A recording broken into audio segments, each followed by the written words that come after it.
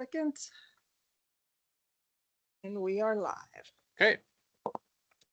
Ladies and gentlemen, welcome to the Planning and Zoning Commission for Tuesday, July 21st. We do have a quorum this evening with 4 of us.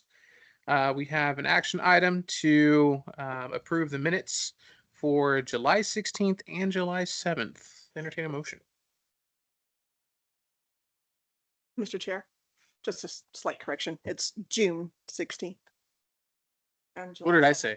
July. My bad. June 16th and July 7th. I have a motion. Do I have a second? Second. All in favor? Aye. None opposed. Moving on. Person is not in the audience recognized or on the agenda recognized. There is nobody. Anybody want to have a conflict of interest or ex parte contact declarations? Anybody making money off of data centers? Nope. Okay, moving on. No public hearing action this evening. And we're going to talk about the data centers workshop and language. I apologize for my radio.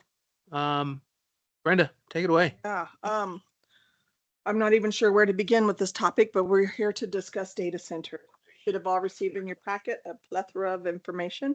And I thank you guys for comments back to us. I think we've got a good start on and where everybody's headed or thinking. And so with all the information here provided by Councilman Harjo, the commission and staff, hopefully we can good conversations about the direction we want to go with data centers.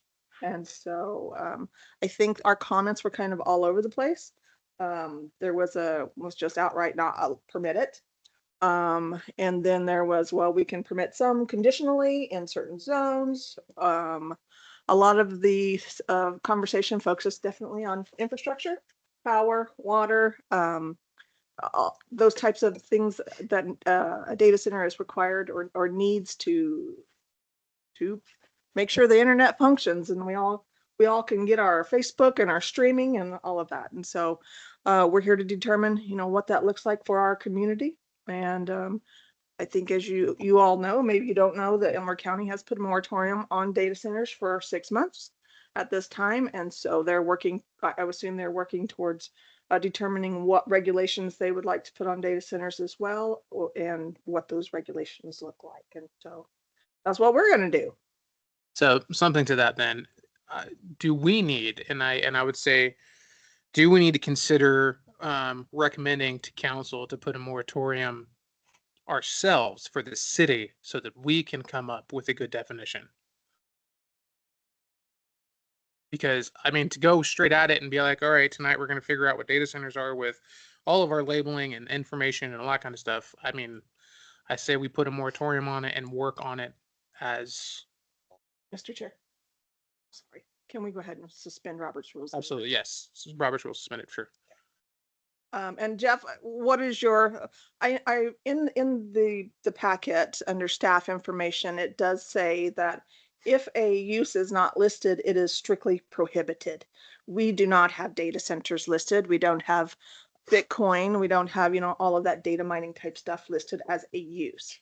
So Jeff, what's your thought process? Does that verbiage within the land use code allow for us just to prohibit them at this time, or should we consider recommending to council a moratorium?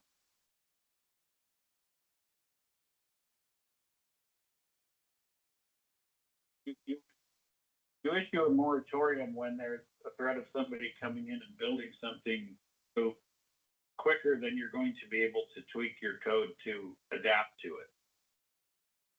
So Jeff, I know that Elmore County has already had somebody come in, which is why they issued the moratorium. And I don't know if the city follows the same as the county, even though the city is within the county. My guess is no. So, correct. County land use ordinances do not apply in the city, or can they? The problem comes in how they're defined and what you think the prospect is, or what the governing body thinks the prospect is of one coming in before we can fine tune or tweak the conditions that we want to put on them. But the first order of business is to figure out what it is you're trying to regulate or ban and what it is you're not trying to regulate or ban. And for that,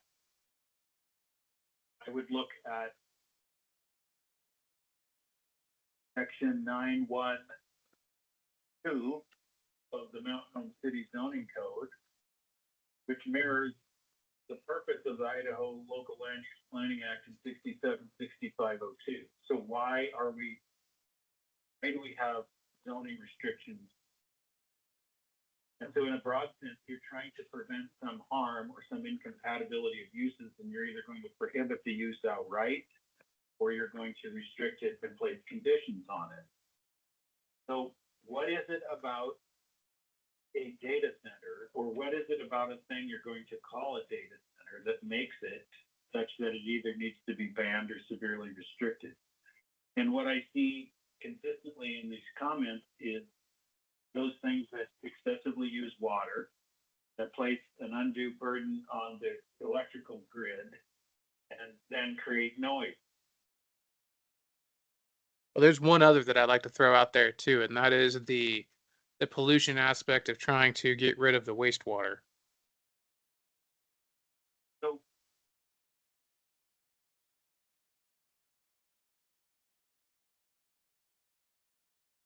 didn't consume a drop of water, didn't emit a single noise, and consumed no power from Idaho Power's grid, it would still be banned under the moratorium. And then the proponent of it would be left wondering why. So these are the things you need to think about in terms of what is you need to look at the broader goal of what is the thing that you wish to keep from happening or keep from being incompatible with the remainder of the city. So is there enough room? And then what size of data center? I can't remember the size of the one that's going into CUNA, which is one that I looked at as kind of a model for the thing that we're all talking about. But if it's not going to be that, if it's going to be a little one, you could consider the switching the West, or what is CenturyLink building next to our law office. That's a data center. 100%.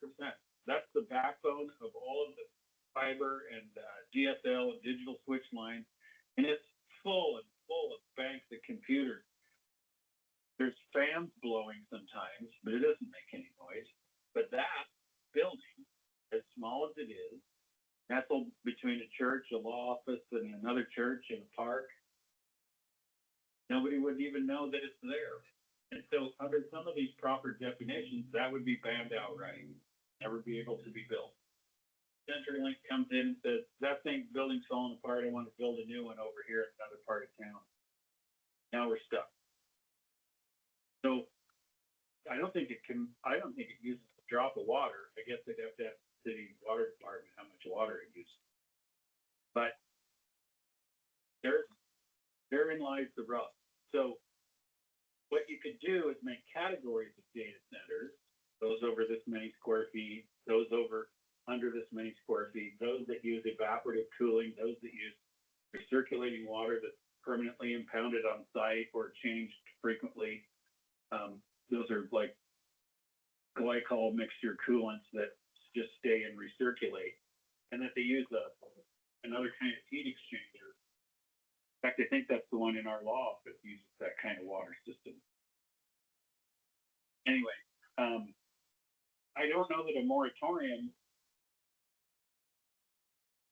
is necessary, but I don't know. I guess I would talk to the economic development folks and see how many people have been poking around asking about building such things. A CUNA-sized one, I doubt it's coming to Mountain Home anytime soon, but there might be little ones that qualify under the expansive and arguably overbroad definition of data center. And with that, I'll leave it to you. So Jeff, as we work through this, what the Mountain Home chooses to do with data centers, the caveat in our code, which says if it's not listed, it's prohibited, that will get us through working on this ordinance? Well, I don't- what is the, I think we went through this trying to figure out a power substation. Did we not? Yeah, but I think Or maybe- that kind of fell under a public utility, and so that might also have a bit Yeah. of,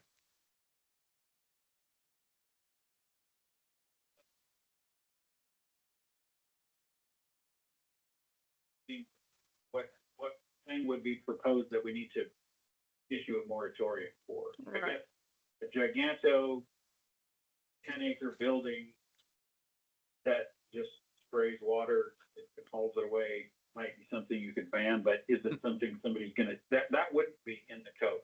That, you're right, that would not, if it doesn't, if it's something that egregious and that large, and it's not in the zoning code, then it would require an amendment to the zoning code to permit it. okay. Marcus, did you have something?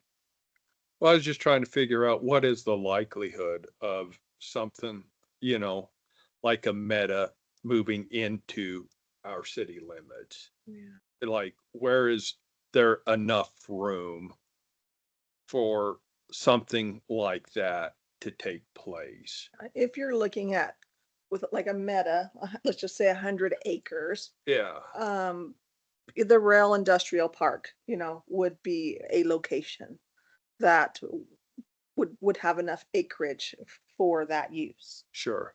But having said that, there's not a lot of locations within our boundaries that have that substantial amount of land available. But Highway 20. yeah, but there are, well, and the thing about Highway 20 is going up 20 is that's our aquifer area. So that is a area that we should be protected. And so as we discuss these things, that should be within our ordinance that says absolutely not up here in the aquifer recharge zone. If that's what you guys agree to. But what I was going to say prior to that and got on that little rabbit trail there, is there is acreage available that probably is adjacent to the city of Mountain Home, where they may say, hey, we want to annex and we've got this, 500-acre parcel right here, 200-acre parcel right here. Can we annex? So there is potential there for that size nearby. I'd even say going off Smith Road as it continues to get bigger. I mean, all the development's heading that way anyway. Absolutely. And there are several parcels, they could put several of them together and create a Everybody's nice, got a price. yeah. Problem. But going out Smith Road and stuff, I mean, what is that zoned? Smith Road, down by Highway 50, 51, that direction, yeah. Well, parts of that are in the city, parts of it are out. The parts that are in are residential. And so, but with Right. your land use map, for its zoning, those areas as they come in, a lot of it's residential, but then there's also some what we call urban development transition zones. So they could request, hey, I see you've got this sewer lagoon here. What a wonderful place for me to put this data center, and I have 100 acres, whatever. Can I annex? Provided they're contiguous to the city boundaries, they could certainly ask. And then I also had a question about the power. Since we don't control the power, how can we dictate that? That would be between the consumer and Idaho Power, correct? Yeah. I just, right, so we can't say if you consume a lot of power, we can ban you because that's not our utility to be. Negotiable. Yeah, Yeah. that would be between them and whatever utility, natural gas or whomever, correct? Jeff, what's your thoughts on regards to how we would dictate that use with power and their consumption with regards to that power? Yeah, that is absolutely between the public utility and the person seeking to build the development. So if they come in and say, we want to build this 1,000 gigawatt thing, and Idaho Power says, we don't have 1,000 gigawatts, we got 12, then I think they're dead in the water. They can't come in and take all the electricity. Idaho Power isn't going to get it to them. Idaho Power has 6,000 or more residential households in the city. So, and one of the purposes of the Local Land Use Planning Act is ensure that adequate public facilities and services are provided to the people at reasonable cost. Encourage, let's see, where did it go? Avoid undue water and air pollution. Yeah, I don't see how,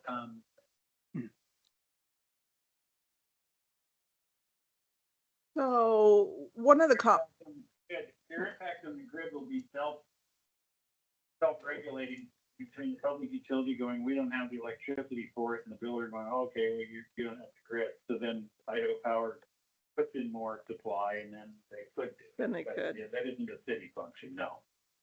So one thing that I liked about Billy's contribution to the topic here was that he put in fiscal impact analysis.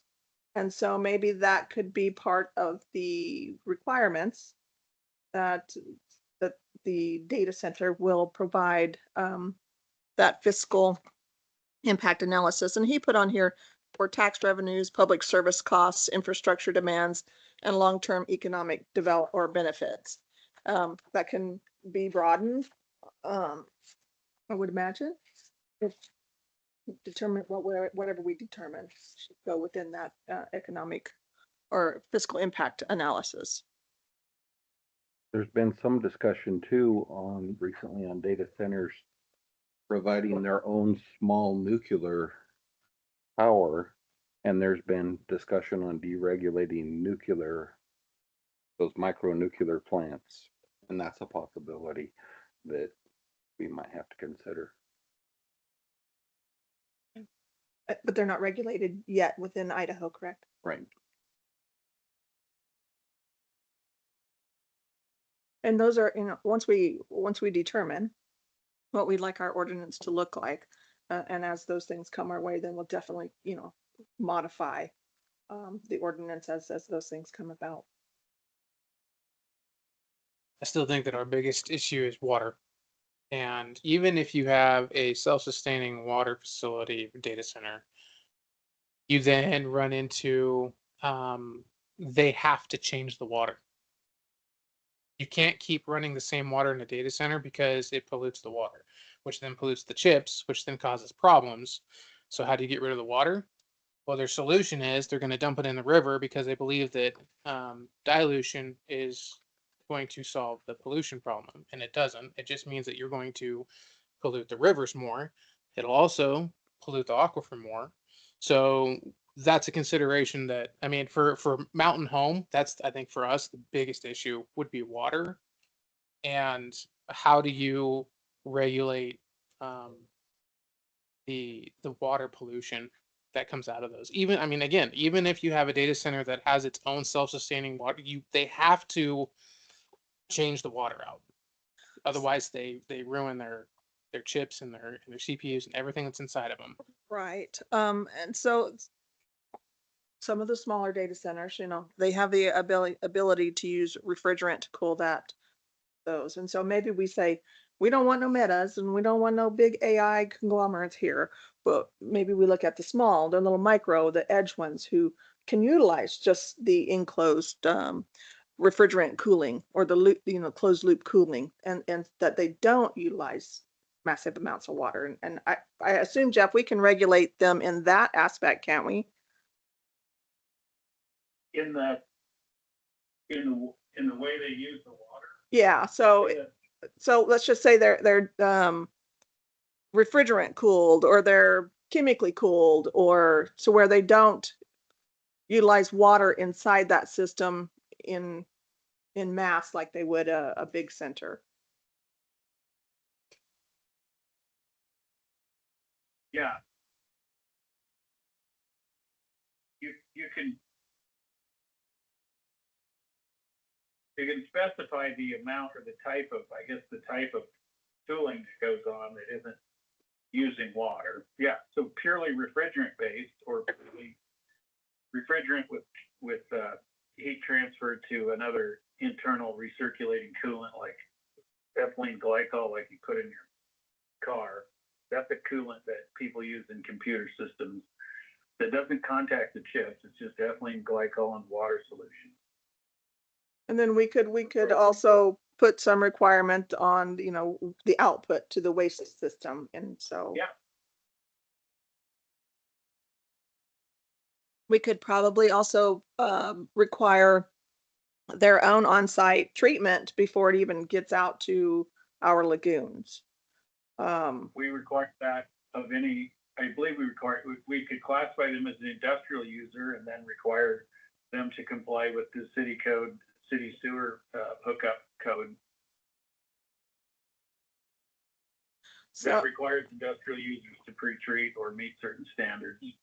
yeah, and so then as we think about the wastewater, then we also have to think, will our lagoon system even treat those types of Well, that's- biosolids That's what and I was going to chemicals bring that up is with the lagoon system, are we able to even treat that type of wastewater or whatever without some kind of mechanical treatment or, right. something more advanced? Yeah, and I gave you guys today I gave you some information on wastewater and the effects of the chemicals that can be released to them in the lagoon system.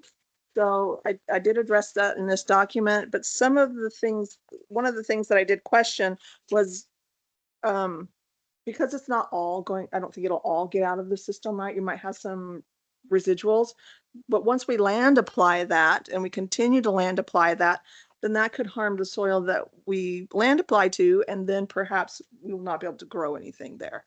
And so that's another consideration with regards to that. So my husband and I have a farm, but I don't know how it all works together biologically with that ground and what chemicals, will still stay within the treatment process. But it's definitely something I think we should consider. So when we talk about residential development, we talk about the amount of EDUs that are used. EDUs would also qualify for any kind of industrial or any kind of work like that as well, correct? That's correct. So how much is an EDU? If you remind me, because I think- remember we talked about it once. I can't remember the number. I think that's the popular question of the day, and was I think heard at a meeting the other night as well. I don't think we have a clear formula for that. I'm sure the engineers do. They know what that is. I myself don't know, but I think it's like 5,000. So a customer a citizen who utilizes the services for water, they have a flat rate for the first, and then with that flat rate, they get the first 5,000 gallons. So I don't know that that is equated to an EDU or not. That's definitely something we could hopefully get more clarity on. It's per Unless unit. anybody else, It's per unit.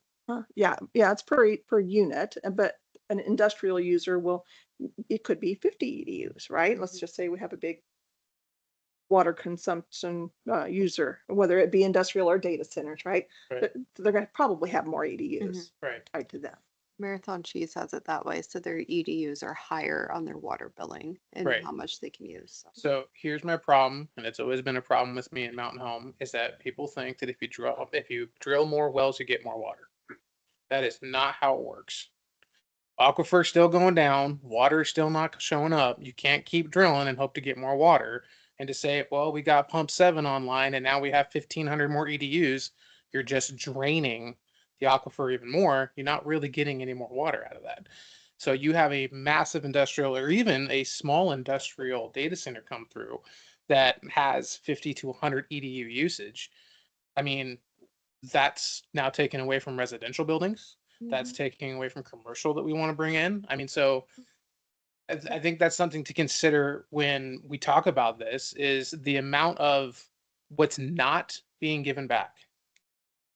As far as trade-offs Mhm. for the community, Mhm. such as if you had an industrial user who's bringing in 250 high-paying jobs, but they're still a large water consumer. But so that's the type of trade-off you're referring to. Right. Well, and those jobs like Meta right now that's out there in CUNA, I mean, the jobs that they're bringing in are to build it. Once it's built, Yes. there's no jobs.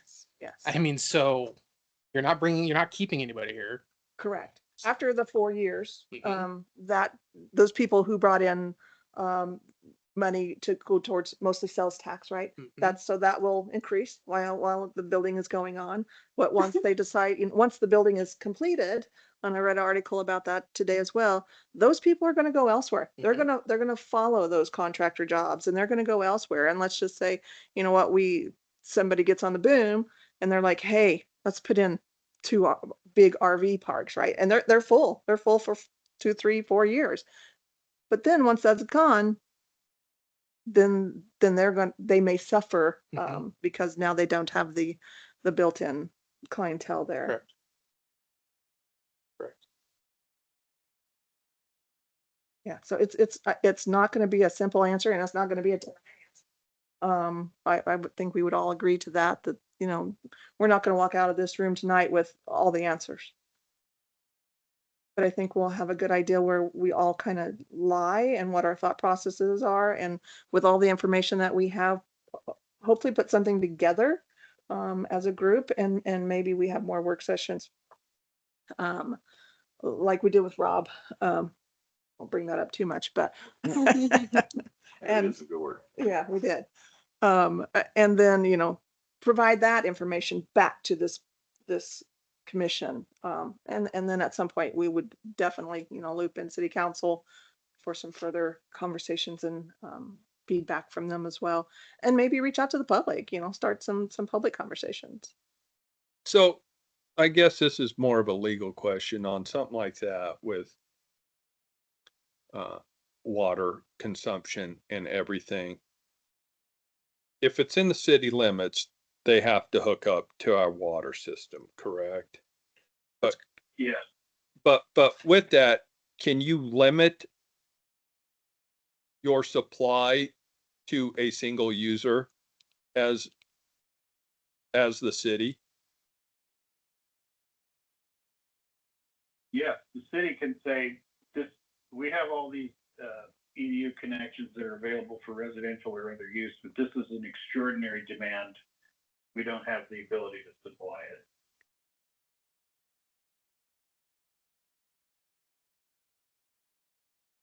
I think that's one way you could handle that, right? Is through the control of, So I know where you're going with that, but here's the problem is we have an 800 house residential build, and they say that they are going to have 50 EDUs, and we only have, let's just say we only have 950 EDUs available, right?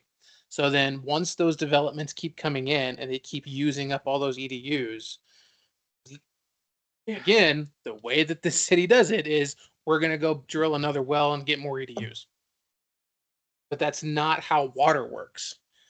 And so the problem with that thinking is we're just going to continue to suck ourselves dry of water by continuing to drill when we're not actually bringing water back into the system. And that's kind of where we're at in Mountain Home is our aquifers are drying up. We have our reservoirs that are dry way early this year. We didn't have hardly any snowfall. Camas is done. Elmore's supposed to be working on an Anderson Dam raise project to pump water into Camas. That's at least 10 years out. I mean, we don't have water to supply for, and the answer is drill, baby, drill. And that's where my issue is the holdup is we want to like consider the ideas, but yet not really see the repercussion of the choices we're making. yeah, but the drilling's also controlled by IDW. And they will let you drill because you're going to pay them. No, no. I mean, I deal with water rights all the time, like with the farm and everything. So Right. So if the city buys up water rights, yeah, okay, so that means that everybody who's bought up water rights, they slowly start getting shut off.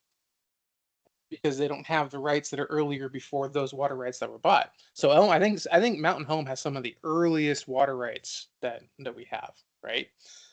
Then everybody else around the city starts to suffer. Well, no, because your water right would be based off your well. So usage. Yeah, well, on the date that well was drilled and everything like that. So you have like junior water rights, you have senior water rights and stuff like that. So if a junior water right, you say there's not enough water, guess who? The junior water right gets cut off before the senior water right, Correct. Mhm. right? So if you start drilling a new well, IDWR is just not going to let you drill another well. You're going to have to buy somebody's water rights, right, in order to do that. So in order to do that, then you're going to be drying up somebody's farm or whatever to do that. But that is that person's right to sell their water right to whomever they want to. And it still has to be within your water unit district. And You a lot of you those water rights are also then tied to certain types of uses as well, correct? correct.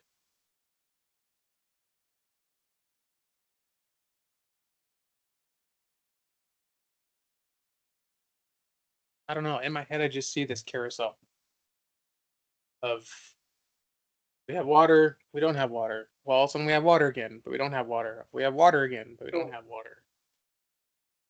I think there's, Well, I think there's an answer from water engineers on how much. Well, I think I don't know, we don't have it in front of us right now, but the aquifer from which the city drilled its very deep wells with its portfolio, very senior water right. We're a long ways, and I don't know how far, but a long ways from that decline affecting the city's wells, including planned wells. Last time I heard from Public Works or from the engineers, anyway, but we were a ways off. The curtailment order comes when you have when a senior water rights holder is harmed by the taking of someone who is junior to it. It's typically in groundwater or in surface water. What you see in the Eastern Snake Plain Aquifer is groundwater users being curtailed because they are interrupting the flow at Thousand Springs. And there's downstream surface water users who are senior to the groundwater users in the Eastern Snake Plain Aquifer. That hasn't come to play in this aquifer. But it is dire. I represent a city that was part of a call and a curtailment order in the Eastern Snake Plain Aquifer. That city had a well with the 1916 water, right? We recently had almost a call on Snake River Trust Water, which is the excess flows in the spring that are beyond those for the minimum stream flow at the Murphy gauge at 2 different times of the year pursuant to the Swan Falls Agreement. But that's surface water users, not groundwater users. And so the reservoirs are surface water. You're taking some surface water out of the irrigation district and putting it into the aquifer, turning it into groundwater. but that's flood water too. The air base purchased from Simplot Corporation, the state purchased on behalf of the Air Force Base a $5 million surface water, adjudicated surface water right. Yes. That's different than the trust water right. So that one's a basic allocation that's been adjudicated that they purchased. Yeah, that's it. Got them being one of the straws in the aquifer, or will when they're playing. Yeah, it was a Simplot water right that was purchased by IDWR. But it's not our trust water. It's outside the Swan Falls Agreement. Yes. So if a data center was to come in and the city couldn't provide them water, what would keep them from drilling their own well and buying their own water rights? IDWR. They wouldn't be able to do it in the city limits because you're required to hook to city water. Okay, they can't. They can't Nobody drill can their own drill their well. own well. Correct.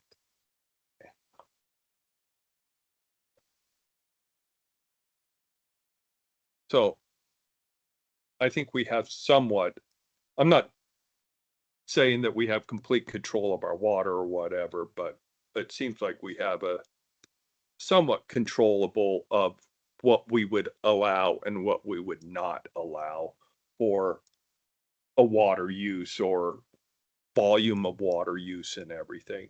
I think one of the bigger things is probably, like we've been discussing, is probably the wastewater and, you know, like our sewer lagoons, because I don't know the full intel of everything that went on at Meta, but I am an engineer. So when somebody's building you a brand new wastewater facility as part of your project, there's benefit to them for that, and there's a reason why they're upgrading that system. That is true too. Mhm. That is a very good point. Mm-hmm.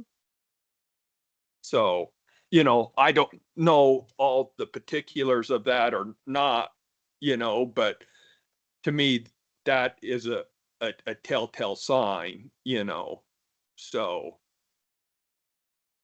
it's kind of like, you know, it's amazing how all those solar farms and panels showed up around the Meta site, and that's to help feed power.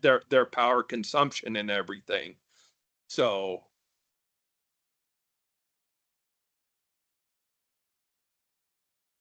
So what? Again, this is the opening door of the conversation of what we need to talk about. What do we need? And I know that Jeff, you talked about when we're talking about data centers, we need to discuss one, what is it we don't want? What does that look like? So in other words, you're asking us to come up with a form of a definition to data centers. Am I correct on that? Just a definition that centers on the two purposes, and they're almost identical, the purposes of the Local Land Use Planning Act as codified in the state code and the city code. So a definition that classifies the thing that you want to regulate, so that it includes the things that you want regulated in the way you want to regulate them and excludes the things that you don't. Okay. And so that the trick in that definition is to make sure that the things you're trying to exclude are being excluded or regulated for one of the permitted purposes in the Local Land Use Planning Act. Some cognizable risk or harm that you're seeking to mitigate or attenuate by either making it a conditional use or regulating or limiting it or banning it outright. So we don't let tire burning plants, for example, aren't allowed anywhere that I know of. So you gotta, so that's, yeah, so your definition is gonna have something to do with the size of it, something to do with the manner in which water is used or stored or not, manner, the noise that it emits, the height of the building, the heat maybe that it generates. The lighting. I don't know. Or if it's in a building or anyway, yeah, light pollution. Big razory barbed wiry fences that nobody likes to look at or touch. Anyway, so a thing that you're going to build that meets any of these criteria becomes this thing that we now say is impermissible or it's only conditionally permissible.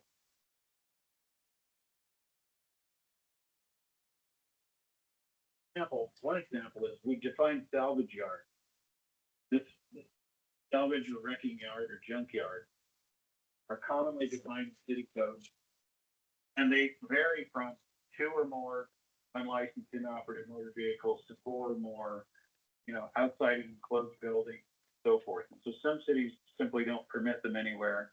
Some permit them with a conditional use permit, some with a fence, so on and so forth. So, I mean, the sky's the limit, but as Brenda and I have mentioned before, we have to be careful that it's not too inclusive of a definition and then match with an outright prohibition, because then that puts us in a bind. Like, well, did you mean to ban this? Well, no, we didn't. Well, now we're stuck because we have to tell them no.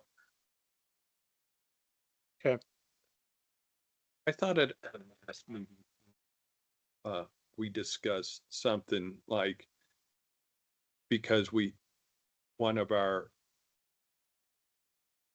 groups in the city, they had a bunch of computers or whatever, servers, and then that could get banned or. Schools, yeah, because Right, each right. school has its own. Schools, hospitals, Yep. governments, we have a server room here. Right. And so CenturyLink. CenturyLink. Yeah. CenturyLink building.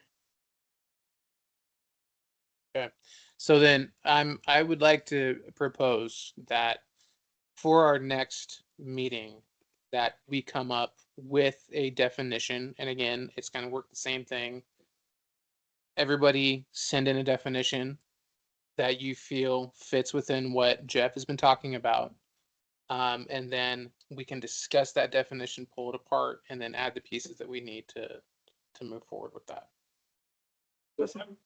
One thing that I really neglected to mention as I was reviewing the two purposes, the purpose, so it won't hurt while you're looking at that definition to look at 676502, the purpose of the Local Land Use Planning Act.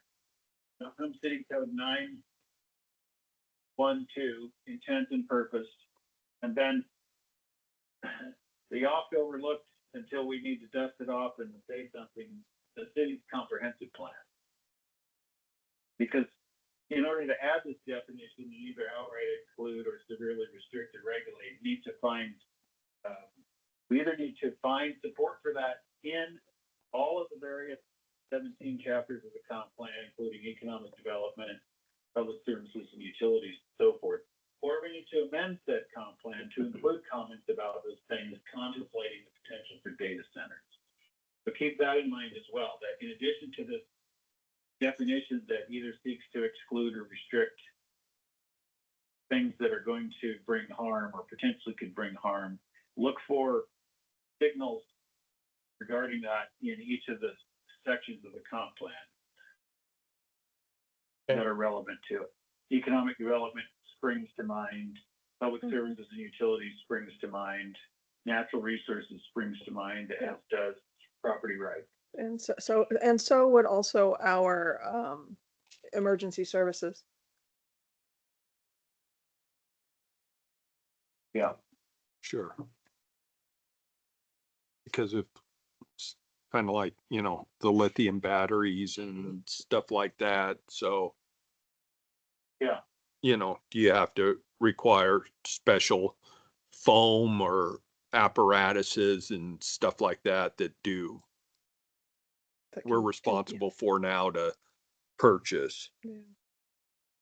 And the sound mitigations. I find it interesting as I had looked through here, some of the requirements suggested, some across other ordinances that, so I think it's like 80 decibels in our residential zones, and then you can go down.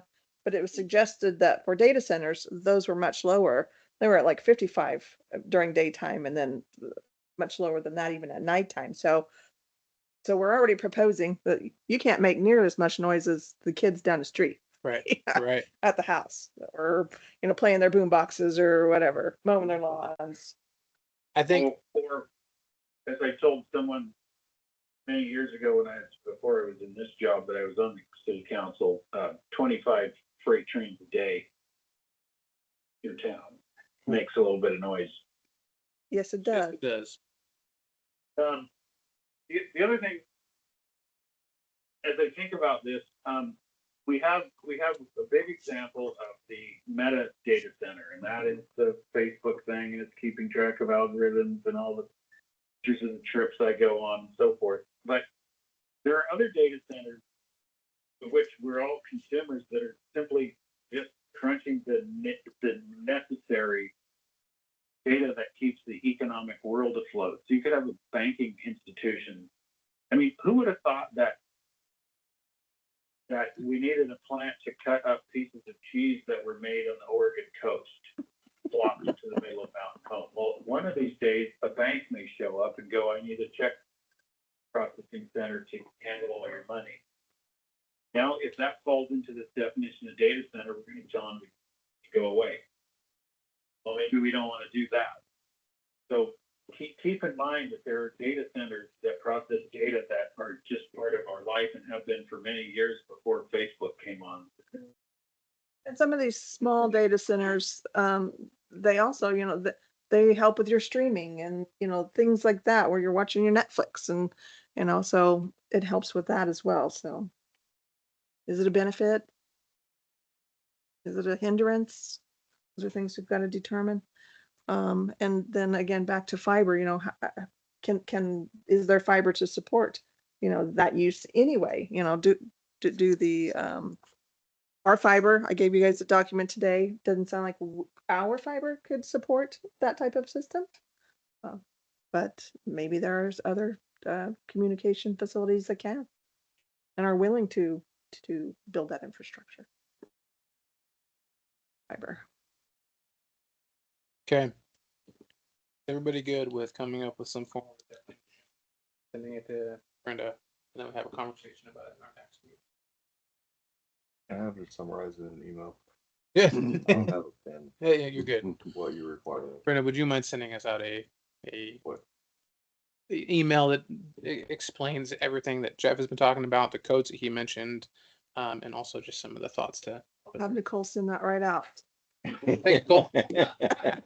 Appreciate you. I will walk over here and give this gentleman A pen, yeah, you have a pen now. Oh, there we go. There we go. Any other thoughts, comments, anything for the good of the order? Oh. Okay. So any other considerations that you want to forward my way, I would certainly appreciate that as well, to help further the conversations and get Jeff's, views on them as well. Yeah, I think, this is a tall task, It is.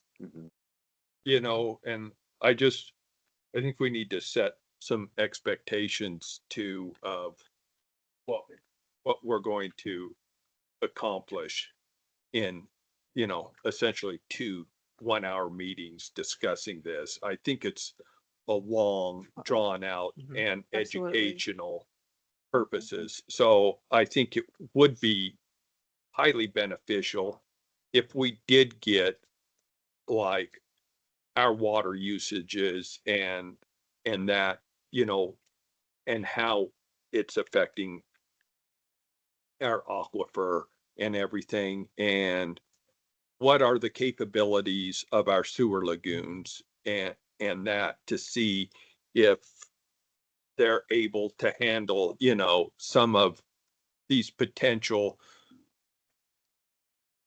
materials that could be discharged into them, just so we're fully aware of what we're trying to decide on making the decision. Because I feel like myself, I almost feel like the cart's before the horse in trying to come up with a true definition of what the supposed data center is, when we don't even know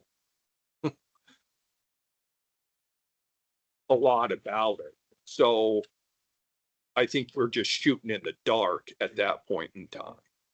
I don't know how we go about this, or if you guys would entertain it, but because the county is doing a moratorium, would it hurt to have conversations with the county? I think that's a great idea on how they came up with with this moratorium and their thought process, right? Because I'm sure they're going to be reviewing the aquifer, right? They've got a good bead on the amount of water that's being utilized and what status we're at with that. And so I think maybe some joint conversations with them may not be a bad idea either. So are you suggesting a joint meeting with the commissioners? Yes. Okay. And it may be that it starts with staff, because I'm sure staff is putting together some of their materials to help determine what it is. Jeff's, what's your thought process on that? What would be an appropriate? I would say prior to doing that, you should probably take the definition suggestion project. And because this would be a legislative act, have this P and Z commission should have a joint meeting with our city council First, So- okay. before we go too far toward that. And then the city council and the P and Z commission could grab up the idea to meet with the commissioners. But before, But I think before you get too far down Data Center Road, maybe meet with your governing body to see what their appetite is for this whole adventure and get some guidance from them, because they're ultimately the ones who would have to approve both an amendment to the comp plan and this ordinance. Do you feel like that should be something that happens sooner than later? I mean, Yeah. so like, let's just say at our next meeting, maybe we have a joint meeting with the council. Yeah. And just for the record, because I keep getting accused of this, I'm not offering to buy dinner for that meeting. Sorry, you cut out. Did you say you're offering to buy dinner for that meeting? Yeah, that's what I heard. I said the chairman of the P&Z commission is offering to buy dinner for that. Oh. I'm sorry, you cut out again. I didn't hear that. What? Okay, and so at our meeting with the council, we're just going to kind of provide all this information that we already have, that everybody's kind of looked at, and then just have an open discussion with council and their thought processes towards this as well. Is that kind of just similar to what we've done here tonight? I think, well, whatever everyone wants, right? But I think meeting with the council is probably more important than coming up with a definition at this point in time, just so we kind of have a clear direction on what we're even shooting for on the definition. And is that something that we think we would like to have council come join us, or Yes, us? yes, yes, yes, yes, yeah. I will reach out to the mayor tomorrow. See. Like Scott, but yes, please come join us. Okay. Okay. And Anything else? so, that next meeting is the 15th? Do you have a calendar? 18th, 18th, August 18th. August 18th? Do we want to do a special meeting? We could, it may be a little harder. I don't know. We can have, An emergency, like Jeff said, or through the attrition of doing our meetings, will we get there? I'd vote no if I have a vote in this. and Let's you just do. do it through our let's do it through our normal meeting sessions. Yeah, and because we all know your calendars get are, there. I guess my only question is, do you have anything currently pending for conversation, discussion for development? at our next meeting? Yes. No. Okay. Not for August, no. Okay. That I'm aware of at this moment. Okay. I'm kind of on the fence, but I can, Obviously, if a data center comes up, then we'll probably have to have a meeting. what's that? When would the August meeting be? I think that's, what'd you say, the 18th? 18th. 18th of August.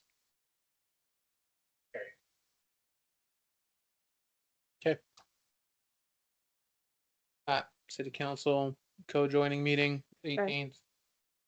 Put on pause the definitions for now. You guys Still work on it. I mean, we can work on it or whatever. And if you want to, we can develop it. I'm just saying, I have a hard time developing a definition of what we want to come to when we don't know what we're even trying to truly come to yet. That makes sense. That makes sense. No, absolutely. I mean, you certainly come with ideas because you want to have a meaningful conversation with council as well.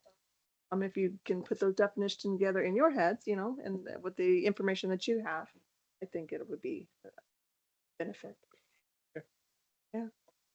Excellent. Yeah, good conversation. Appreciate all the input. It's been great. And more to come. And more to come. All right. Wait, there's more. Yeah. Well, there is nothing else this evening. Question. I'll let you get down the agenda. Okay. We just did the old bit department head items. Department head items. What you got for me? I have nothing on department head items. Well, I have nothing on items requested by commissioner staff. We do have the development impact fee advisory committee items, which is where I would like to ask a question. Okay. So in the packet, I give you a lengthy report, which includes the information from Cassell, and then kind of a synopsis of everything that in an Excel spreadsheet. So as the months go by, this report gets longer. Do you need to have the Cassell spreadsheets and those types of reports attached to the Excel spreadsheet, or are you satisfied with just the Excel spreadsheet with the condensed information? Or do you want to see it for yourself as to where Commission, what are your thoughts?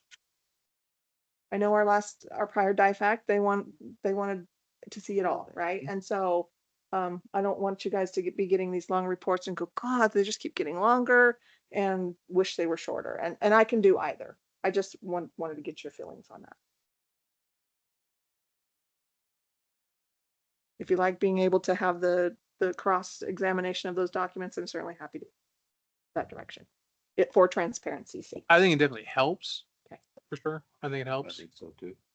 And maybe as we move along and we go through this process even further, but that might change as we kind of start getting familiar and understanding and you know where we're going. Okay, so I'll continue to do it as I have been then.